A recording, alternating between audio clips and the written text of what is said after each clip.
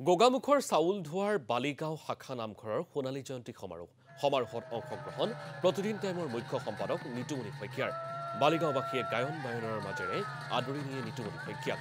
নিৰ্দিষ্ট বক্তা হিচাপে উপস্থিত থাকি নামঘৰ আৰু অসমীয়া কলা সংস্কৃতিৰ ওপৰত বক্তব্য ৰাখে নিতুমণি শইকীয়াই।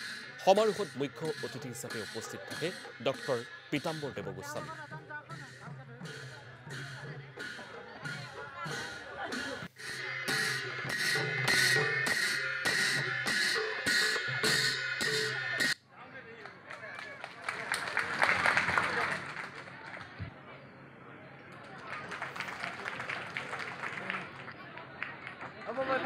এনেকুৱা দুই এটা নামঘৰৰ ঐতিহ্য অসমৰ সমাজ জীৱনত সুকীয়া ৰূপত উদ্ভাসিত হৈছিল, কিন্তু পৰৱৰ্তী সময়ত সেই নামঘৰটোৰ লগত জড়িত হোৱা মানুহৰ কাৰণে, ভকতৰ কাৰণেই সেই ঐতিহ্য, সেই গৰিমা, সেই পৰম্পৰাত তেওঁলোকৰ কালিমা লাগিছে, কোনোবাই চেকা লগাইছে। সেইটো হ'ব নালাগে। আপোনালোকৰ এই নামঘৰ ভাগি যদি এই বৃহত্তৰ অঞ্চলটোত এটা সুনাম আছে, আপোনালোকে যদি গোটেই মানুহখিনি এক হৈ একতাৰ বাণী বিলাইছে, সমন্বয় আৰু সম্প্ৰীতিৰ ভেটি যদি মজবুত কৰিছে, তেনেহ'লে যিকোনো মূল্যৰ বিনিময়ত আপোনালোকে সেইটো ধৰি ৰাখিবলৈ চেষ্টা কৰক। কিন্তু দুৰ্ভাগ্যজনকভাৱে একাংশ ভকতে তাৰ ওলোটাটো কৰিছে বহুত ঐতিহাসিক নামঘৰত। তাৰ উদাহৰণ হৈছে গোলাঘাট জিলাৰ আঠখেলীয়া নামঘৰ।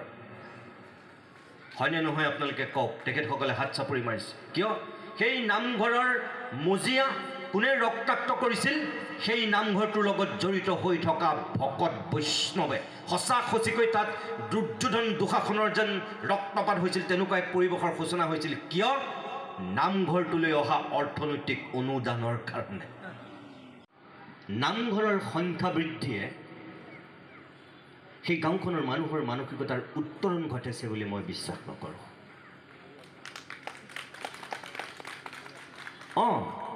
যদি সেই গাঁওখনত এটা লাইব্ৰেৰীৰ পৰা দুটা লাইব্ৰেৰী হৈছে,